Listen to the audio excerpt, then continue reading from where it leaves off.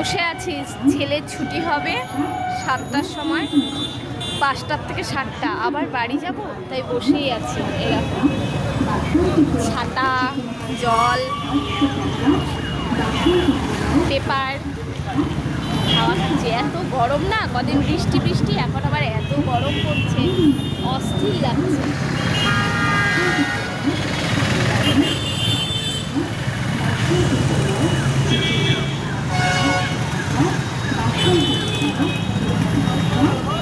দেখছো,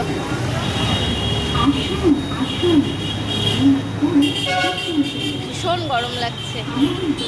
এ কদিন কর্তামশাই নিয়ে যাতায়াত করছে, কর্তামশাই তো আবার চলে গেছে, এখন আর কি আমার ডিউটি।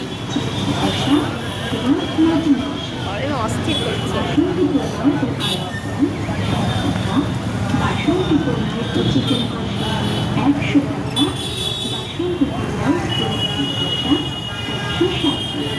চলো রাখছি।